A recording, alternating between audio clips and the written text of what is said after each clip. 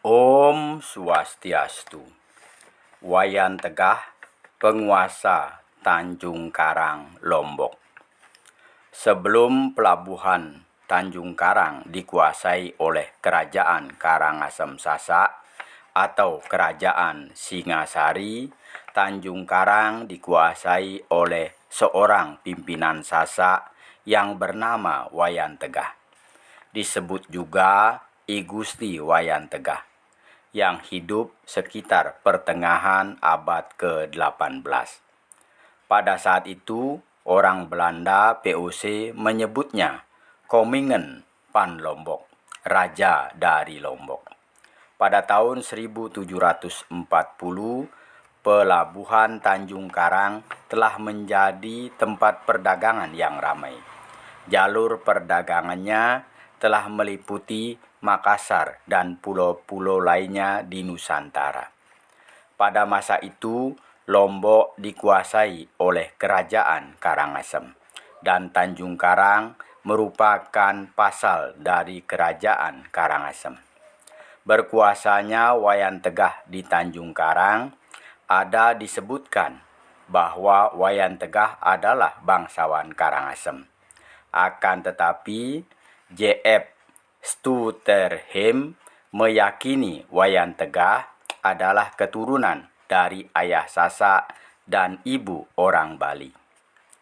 Ibu Wayan Tegah diperkirakan ada hubungan darah dengan Raja Karangasem Bali.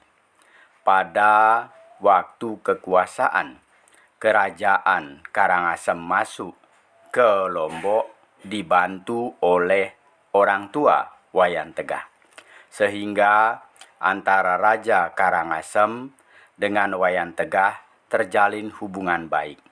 Wayan Tegah kemudian diberi kekuasaan sebagai penguasa pasal Kerajaan Karangasem. Selanjutnya, pada bulan Agustus 1741, I Gusti Wayan Tegah sebagai penguasa Tanjung Karang menulis surat kepada Hendrik Smoot, pimpinan maskapai dagang India Timur VOC di Makassar.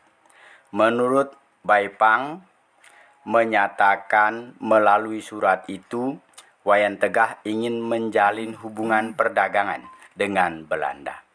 Sayangnya surat itu belum menarik VOC untuk datang ke Tanjung Karang. Kemudian pada bulan Maret 1742, Wayan Tegah kembali mengirim surat serupa ke Makassar. Namun Wayan Tegah tidak mendapatkan jawaban yang memuaskan dari Belanda. Karena dalam jawaban Belanda mengikat Wayan Tegah dengan perjanjian hanya boleh menjual barang dagangannya kepada Belanda. Belanda sudah 3 kali mengirim utusan untuk mengadakan perjanjian itu. Wayan Tegah menolak dengan tegas. Sikap tegas Wayan Tegah itu pun disampaikan kepada Raja Karangasem. Wayan Tegah menginginkan Tanjung Karang menjadi pelabuhan perdagangan yang berdiri bebas. Siapapun boleh berdagang di pelabuhan Tanjung Karang. Penolakan terhadap Belanda menyebabkan Belanda tidak dapat melakukan perdagangan dengan Wayan Tegah. Keadaan itu membuat Wayan Tegah mengalihkan perhatiannya kepada para pedagang Inggris. Menurut Gede Parimarta dalam Lombok abad ke-19 menyebut usaha Wayan Tegah mendatangkan para pedagang Inggris membuahkan hasil. Kemudian banyak para pedagang Inggris melakukan perdagangan di pelabuhan Tanjung Karang. Orang-orang Inggris itulah yang menghubungkan perdagangan dari Singapura terus ke Maluku, mengambil rempah-rempah dan kemudian singgah di pelabuhan Tanjung Karang. Selain pedagang dari Inggris, banyak juga pedagang dari Nusantara. Di antaranya para pedagang dari Bengkulu. Salah satu pedagang yang sering bongkar muat di pelabuhan Tanjung Karang adalah Daeng Manupa. Pada tahun 1760, Tanjung Karang kemudian tumbuh menjadi pelabuhan yang ramai. Banyak disinggahi oleh kapal-kapal dagang asing. Tanjung Karang kemudian tumbuh menjadi kota dagang.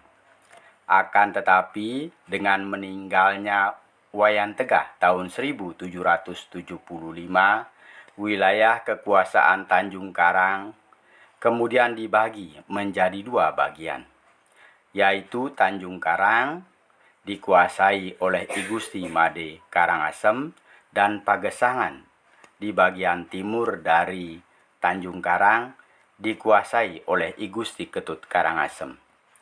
Pembagian kekuasaan itu ternyata kemudian menimbulkan perpecahan, yang akhirnya terjadinya perang saudara.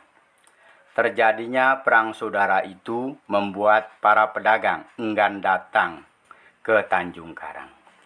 Kemudian pada sekitar tahun 1806 dikirimlah oleh Kerajaan Karangasem seorang putri ke Lombok.